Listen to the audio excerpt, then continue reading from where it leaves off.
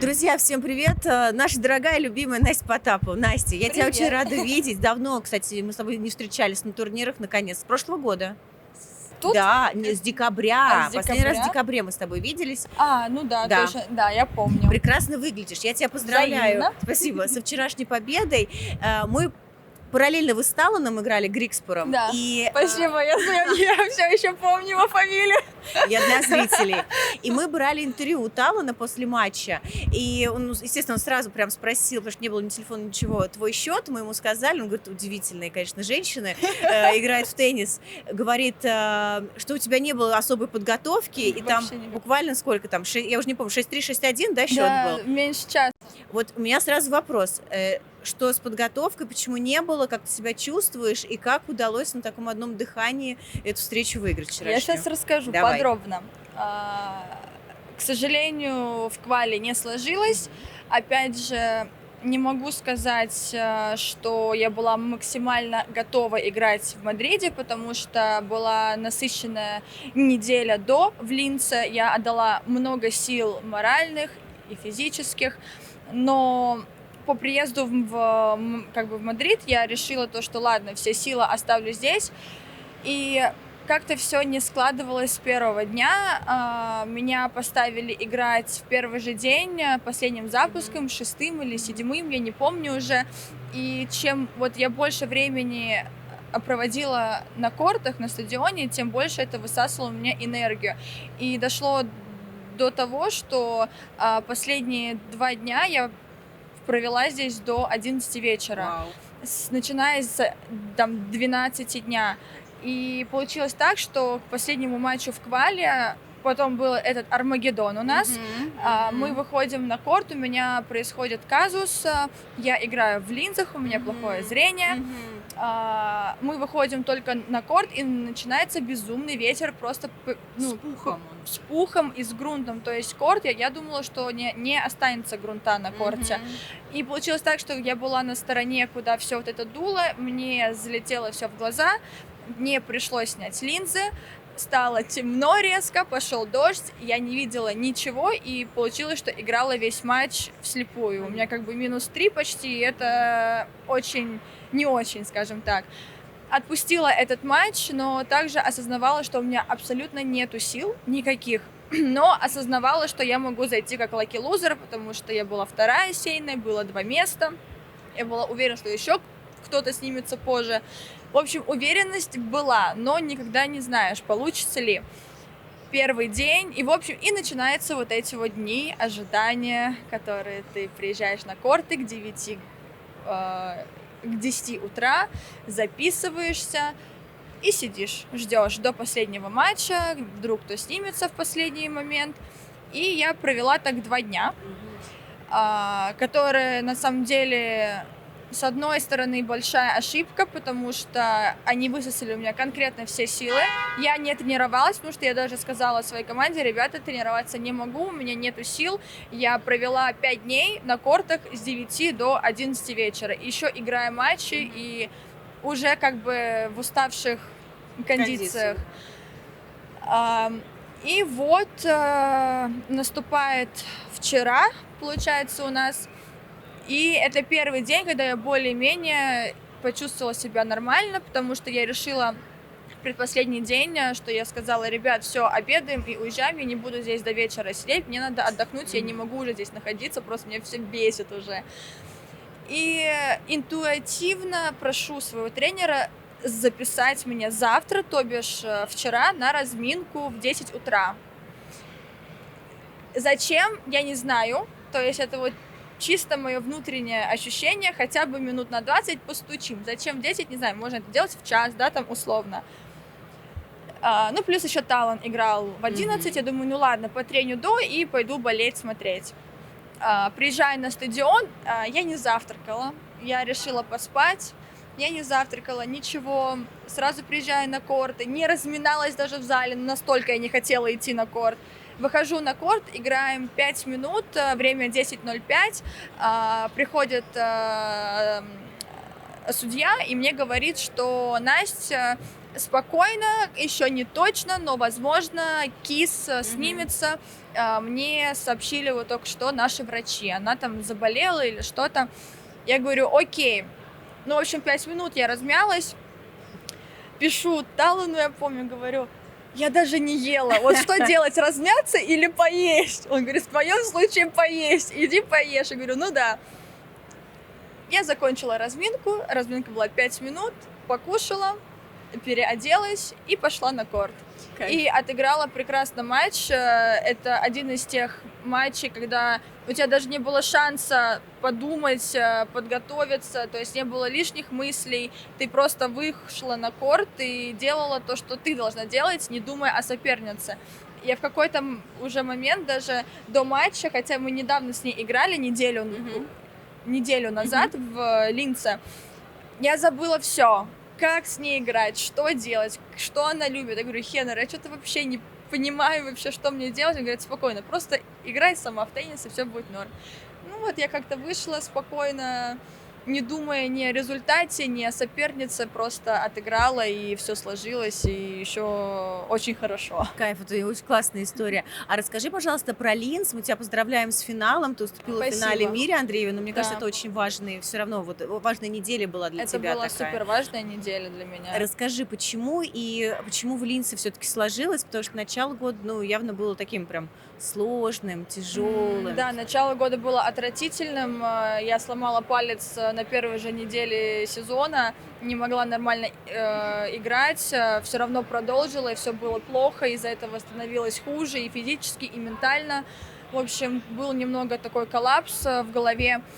И в Индиан Велсе я тоже играла матч, когда в первом круге отвратительный матч, и приняла решение, что все, я доигрываю в Индиан Велсе и снимаюсь с Майами, и лечу домой, и готовлюсь. Мне надо потренироваться и подготовиться, дать вот себе вот это время, потому что я думаю, что мы, спортсмены, очень часто боимся принимать такие решения в сторону снятия с турниров, дабы сделать лучше потом, нежели чем бежать вот в этой гонке и думать, а вдруг все-таки будет лучше. Я поняла, что все, лучше не будет, надо что-то предпринимать.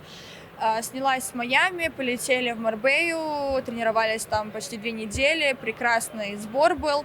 Но я также осознавала, что неделя в Линце для меня будет очень важна, даже в плане рейтинга и очков. К сожалению, у меня сгорело абсолютно все, я не смогла не защитить ничего, и у меня на той неделе стоял вопрос вообще играть квал на Ролан-Гарросе. Ну, то есть я понимаю, что это не конец света, но для меня в голове, для моих ощущений и моих амбиций это вообще не мэчилось. То есть у меня была паника.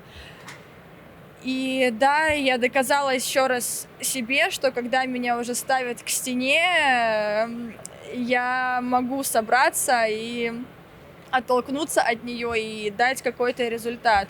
Но то, что получилось в финал выйти, я была рада хотя бы один матч выиграть, на самом деле, было бы достаточно. Но финал, да, это здорово. Первый раз на таком турнире сыграть финал, и еще финал был непростой. Конечно, у Миры сказался, наверное, превосходство в тот момент, что все-таки она не просто так стоит в топ-10 уже 3 года, можно сказать.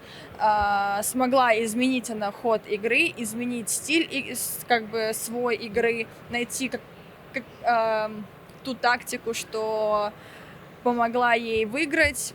Но я считаю, что это очень хороший бустер для этого года, дает немножко расслабиться в плане очков, чтобы уже об этом не думать, но и попытаться уже улучшить и подняться еще выше. Мои коллеги как раз на больше в понедельник, не в этот, в предыдущий, обсуждали ваш финал, и мне очень понравилось, включалась Динара Сафина, и когда у нее спросили про тебя, про твой теннис, она первое, что сказала, что вот кайфует от того, что ты борешься. Да. Вот это вот если Потапова вцепилась, она уже не отдаст. Она не отдаст, и вот до последнего, какой бы счет ни был. Ну, у тебя, вне зависимости от какой рейтинг, сколько ты стоишь, удачно-неудачно складывается сезон, все равно вот это есть. Ты чувствуешь, что твоя хватка вне зависимости от результатов смертельная, да? Я знаю, и, к сожалению, иногда это играет и плохую Почему? шутку, потому что я могу выйти и проиграть сет первый, не включаясь, зная, что ладно, сейчас вот я включусь, и все равно я дожму ее. То есть это даже мне дает некое расслабление в начале. Мы даже раньше шутили с командой, что, может быть, мне сразу со второго сета начинать, но смысл силы тратить свои. Но что есть, того не отнять, потому что я вообще считаю, что смысл тогда играть и выходить на корт, если ты не будешь бороться до последнего там вздоха или там до последнего мяча. Для меня это всегда было непонятно, как люди могут сливать просто матч или там не бороться, потому что для меня, для моего внутреннего эго это неприемлемо. Ну, то есть даже если условно вот, у тебя ничего не получается. Знаешь, вот тут с Даней Медведем разговаривали, вспоминаем Монте-Карло, когда там было 0,6-0,6, вот, ну, он прям сказал, ну не летит вообще ничего, не получается. Но при этом он не сливал. Да-да-да, я смотрела матч. Не прослив. Вот смотри, просто для многих игроков, вот когда прям не твой день, прям не летит, ну, вот некоторые прям отпускают. Ну, у меня ты это делаешь было. вне зависимости от счета. Вот представь, 0,6 первый сет проиграл, 0,5 летишь, не знаю, там 15-40 на твоей подаче, все равно будешь тащить. Да, все равно постараюсь хотя бы один гейм выиграть. У меня был опыт даже не так давно в Мельбурне в первом матче, когда я проигрывала 2-6, 1-5. Ну, как бы, я не думаю, что моя команда сидела и думала, не, сейчас она включится. Вот сейчас-то она перевернет игру. Я думаю, там уже все билеты смотрели, если честно, домой. Но никогда не знаю, что может произойти. Еще раз, может получиться так, что именно вот этот мяч ты сыграешь там в полную силу с отдачей, девочка потянется и потянет себе что-то, и снимется. И как бы, да, этого не хочется, но такое же может случиться. Быть, да. И все равно ты выиграешь матч, потому что она снимется. Для меня всегда, вне зависимости от счета, надо всегда дать шанс себе переломить матч, потому что иначе ты потом просто выйдешь и будешь себя просто чувствовать как кусок говна, извиняюсь, и если у тебя как бы спросят, ну ты же все сделала, и ты поймешь, что нет, ну будет еще хуже. А отношение к турниру, когда ты попадаешь как лаки-лузер, оно меняется как-то? Потому что ну, ты такой билетик, да, лотерейный вытащила, да. получается. Причем сразу второй круг, и я прям по максимуму зашла. Но я еще не могу сказать, потому что не осознала, потому что, опять же, вчера у меня не было времени, а сегодня я уже думаю, уже как бы в третьем круге, уже играю с Аленой, и вроде бы кажется, что да, все реально, можно там и дальше уже идти. Отношения, наверное, не меняются, потому что я тоже всегда считаю, что если тебе дали шанс, значит, ты где-то его заслужила. Да? Просто так ничего не бывает. Завершение, давай про грунт поговорим. Я, как зритель, очень люблю это покрытие. Я вот люблю вот эти, знаешь, матчи, которые там по 3 часа, туда-сюда, страдания, непонятно что. Вы мучаетесь, бегаете, тащите. Я прям фанат. Вращения, разные удары. Я тоже грунт люблю очень. Вот расскажи, как ты это воспринимаешь? Что для тебя вот эта грунтовая часть сезона? Не хотелось бы отвечать банально и говорить, что это грязь, потому что грязно можно и на траве выиграть, вся в белом как бы. Но для меня это, наверное, больше надо работать мозгами, чтобы Тактика выиграть. Именно? Тактика и вариативность. То есть, опять же, прямолинейный теннис на грунте работать не будет. Надо уже искать углы, открывать корт, идти к сетке где-то. Если на харде можно этого где-то не делать, хотя сейчас хард уже где-то медленнее, чем грунт на самом деле, но все равно там чуть-чуть другой теннис. Но на грунте это, на мой взгляд, непозволительно играть в глупый теннис, потому что для меня это вариативность, это работа, это через... Ждет тебя. Go! Вариативность? Это вариативность, это Ты себя ощущаешь некой лошадкой, когда ты пашешь. И для меня всегда победы на грунте более приятные, что ли, чем на харде, потому что они действительно зарабатываются кровью и потом. Вымученный, да? Да, вот, допустим, в Линце сейчас я стерла себе ноги в кровь, буквально. Но там еще покрытие было, оно лежало не на очень удачных этих досках, и когда ты каталась, ты будто Стирала, на дощечке катаешься, и у всех ноги просто в кровь все были. Но в этом и кайф, потому что грунт — это сила на самом деле, потому что ты тоже двигаешься, это не просто, это также и травмы, могут быть больше травм, но для меня грунт — это...